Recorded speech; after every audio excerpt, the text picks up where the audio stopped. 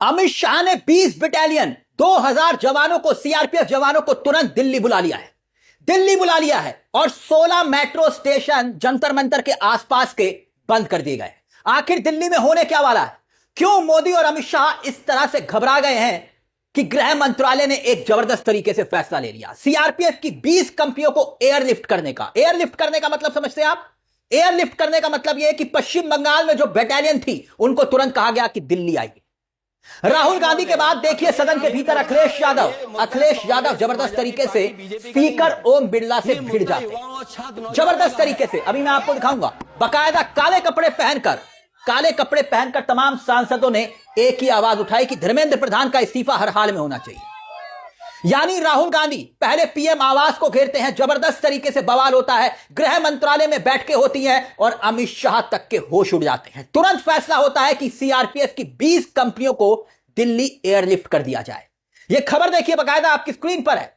CRPF को आदेश दिया गया कि पश्चिम बंगाल में आप हैं, एयरलिफ्ट करिए और तुरंत दिल्ली आइए। और बाकायदा तैनाती के आदेश मंगलवार रात को ही जारी कर दिए गए। और यह फैसला किसी और ने नहीं, अमित शाह के गृह मंत्रालय की तरफ से हुआ है। यानी इनपुट, युवाओं का गुस्सा, विपक्ष का विरोध, जबरदस्त तरीके से घबराहट सरकार के भीतर यह कि जो अब तक नहीं हुआ था, मोदी अमित शाह की सरकार में वो हुआ। जानते हैं क्या? अभी तक तो कोई बातचीत नहीं हो रही थी ना। और खबरें यह हैं कि केंद्रीय गृह मंत्री जेपी नड्डा और जितेंद्र सिंह दोनों को कहा कि गुरुग्राम जाइए, मेदांता हॉस्पिटल जाइए और सोनम वांगचुक से बातचीत करके आइए। इस तरह की खबरें छप रही हैं। यानी वांगचुक जो 28 जून से अनशन पर थे, सरकार बातचीत करने को तैयार नहीं थी, जबरन सोनम वांगचुक को उठाया और यहां तक कि बीजेपी नेता यह कह रहे थे कि ये चीन के एजेंट हैं और उन्हीं से जाकर बातचीत कर रही है मोदी सरकार। और सोचिए दूसरी तरफ 16 मेट्रो स्टेशन दिल्ली के जंतर मंतर के आसपास के बंद कर दिए गए क्योंकि युवा बड़ी तादाद में जंतर मंतर पहुंच रहे हैं। 20 कंपनियां सीआरपीएफ की तैनात, सबकी एक की मांग कि धर्मेंद्र प्रधान इस्तीफा दो। लेकिन मोदी सरकार जो झुकने के लिए तैयार नहीं थी। सदन के भीतर अब किस तरह से हालात है मैं आपको दिखाता हूं। अखिलेश यादव को देखिएगा, समाजवादी पार्टी के मुखिया, जबरदस्त तरीके से भिड़ रहे थे स्पीकर ओम बिरला से। ये वही स्पीकर हैं जो कल तक किसी की सुन नहीं रहे थे। और अब जानते क्या कह रहे हैं? कह रहे बोलने का मौका दिया जाएगा, आप चिंता क्यों कर रहे हैं? चिंता मत करिए, सब बोलिएगा जो बोलना है। यानी जो स्पीकर बोलने के लिए मना करते थे, आज वो स्पीकर कह रहे हैं कि बोलिए। यानी विपक्ष आक्रामक हुआ सदन के भीतर। तो फिर अमित शाह का ऑपरेशन पर्दे के पीछे एक और चल रहा है। वो क्या ऑपरेशन है और अमित शाह की वो 3 गलती जिससे मोदी सरकार की कुर्सी खतरे में आ गई, वो भी बताऊंगा। लेकिन पहले जरा देखिए अखिलेश यादव का ये रुख। अखिलेश महोदय, ये मुद्दा कांग्रेस, समाजवादी पार्टी, बीजेपी का नहीं है। ये मुद्दा युवाओं और छात्र नौजवानों का है। आपने इनको बुलवा दिया क्या? समझौता कर लिया आपने क्या? आपने क्यों नहीं बोलने दिया हमें? आपको मैंने बोलने के लिए कहा। 1 मिनट प्लीज। नहीं, आपने समझौता क्यों कर लिया फिर? हम लोग का बात भी अखिलेश जी नहीं, छात्र नौजवान क्या केवल? अखिलेश जी 1 मिनट। नहीं अध्यक्ष महोदय, ये पक्ष ठीक नहीं है अध्यक्ष महोदय। ये युवा छात्र नौजवान हम सबके हैं, हम सब लड़ रहे हैं उनके लिए, हम सब लड़ रहे हैं उनके लिए।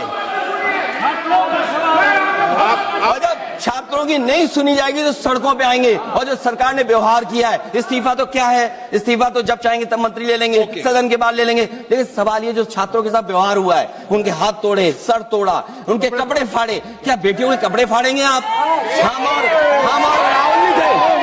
अध्यक्ष महोदय, हम मजबूरी में गए प्रधानमंत्री के आवास पर। अगर आप सुन लेते हैं यहाँ पर तो हम नहीं जाते। क्या प्रधानमंत्री स्टेटमेंट नहीं दे सकते हैं? युवाओं के लिए आप बाहर बोल सकते हैं, सदन में क्यों नहीं बोल सकते हैं आप? अब शाह की 3 गलतियों पर आइए। सोनम वांगचुक को पहली गलती, जिस तरीके से हटाया, दिल्ली के कमिश्नर को रातों रात बदला। सुबह के वक्त सफेद कपड़े में जैसे ही सोनम वांगचुक को लेकर गए, क्या हुआ? जन भावनाएं जुड़ गई, युवा पहुंचने लगे जंतर मंतर। दूसरी गलती, 20 तारीख को जो मार्च हुआ, खुद अमित शाह की जांच एजेंसियों को इस बात की भनक तक नहीं लगी कि इतनी बड़ी तादाद में युवा दिल्ली पहुंच गए। 5000 का अनुमान था और पहुंच गए उससे 10 गुना ज्यादा। तीसरी बड़ी गलती, तीसरी चूक, राहुल गांधी नेता विपक्ष है। तमाम जांच एजेंसियां राहुल गांधी को रडार पर लेती हैं, लेकिन राहुल गांधी एकाएक पीएम आवास के बाहर धरने पर बैठ जाते हैं और पूरी सरकार हिल जाती है। ये 3 बड़ी गलतियां अब मोदी और अमित शाह को अखर रही है। और उसी बीच खबर यह आती है कि बातचीत का रास्ता खोला गया, लेकिन एक और ऑपरेशन अमित शाह का पीछे से चल रहा है। अलग अलग थानों में 10 एफआईआर दर्ज की गई हैं, 10 एफआईआर, और बकायदा अलग अलग प्रदर्शनकारियों को अलग अलग धाराओं में गिरफ्तार करने की क्या तैयारी हुई है। यानी एक तरफ बातचीत और वहीं दूसरी तरफ क्या हो रहा है। जंतर मंतर पर कॉकरोच जनता पार्टी के प्रदर्शन में 33 दिन हो चुके हैं, लगभग 34 दिन होने वाले हैं, भीड़ और बढ़ गई है। इसीलिए यह बटालियन पश्चिम बंगाल से बुलाई जा रही है। सांसद कपड़े पहनकर, काले कपड़े पहनकर सदन के भीतर मोदी सरकार को भयंकर बैकफुट पर ला चुके हैं। और यह पहली बार हो रहा था कि जिस संसद को बनाने का दावा खुद मोदी जी कर रहे थे, उसी संसद के गेट देश के कमांडोज बंद कर रहे थे युवाओं के डर से। इसीलिए बटालियंस बुलाई जा रही। केसी वेणुगोपाल सदन के भीतर क्या कह रहे हैं, और सिर्फ रुख देखिएगा स्पीकर ओम बिरला का। स्पीकर ओम बिरला जो अब तक आक्रामक थे, वो कैसे तेवर बदले हैं स्पीकर ओम बिरला के। क्यों सरकार दबाव में, देखिए जरा, देखिए। The entire nation is paining now. The way in which the government of India brutally deal with the students who are agitating against Dharmendra Pradhan. Sir, one point. मेरा point है sir. आप तो बताइए, आप चर्चा चाहते हैं, Indian opposition, आप चर्चा करना चाहते हैं, सरकार चर्चा को तैयार है। सर, आप पूरी चर्चा में बोलना ना, वेणुगोपाल जी, आप जितना समय चाहोगे बोलेंगे हम पूरी चर्चा हम में क्या बोलने चाहते का हैं हम अवसर बोलेंगे दूंगा। सर, हम चाहता है हम बोल।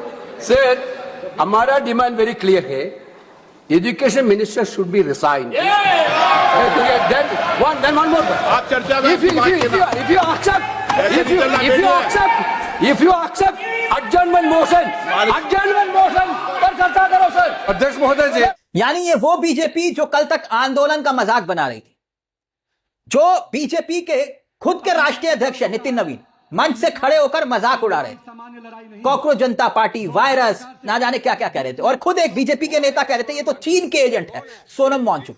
तो फिर जनाब, अगर ये चीन के एजेंट है तो आपकी सरकार इस चीन के एजेंट से बातचीत करने क्यों जा रही है? क्यों जेपी नड्डा बातचीत करने के लिए जा रहे हैं? क्यों इन युवाओं से बातचीत करने की बात कर रहे हैं? क्यों?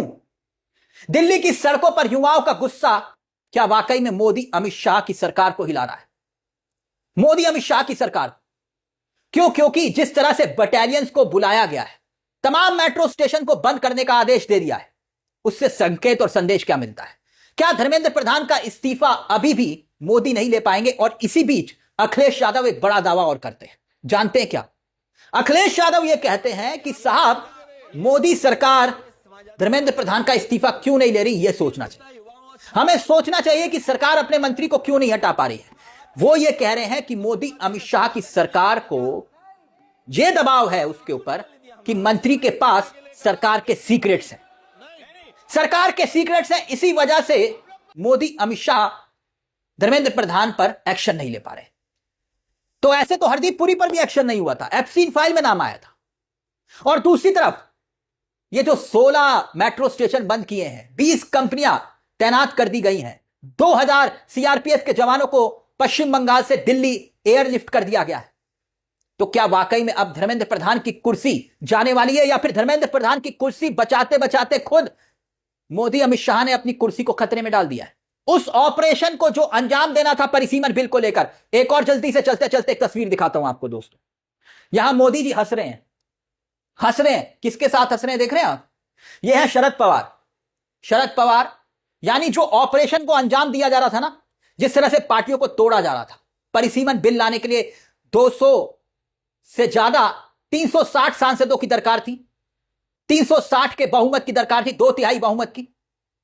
और ऐसे में शरद पवार की पार्टी भी निशाने पर है। और शरद पवार को हंसी ठहाके देखिए, यानी युवा सड़कों पर पिट रहे हैं, लेकिन मोदी जी को रत्ती भर फर्क नहीं पड़ रहा क्या?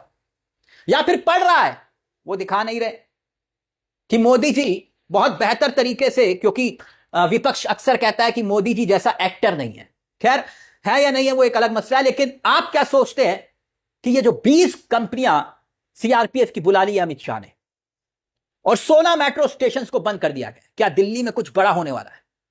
अपनी राय कमेंट बॉक्स में जरूर रखिएगा। मुझे तिलक चावला को दीजिए इजाजत। बेल आइकॉन दबा लीजिएगा। मंच आप ही का है, जहां कलम गुलाम नहीं। नमस्कार, जय हिंद, जय भारत।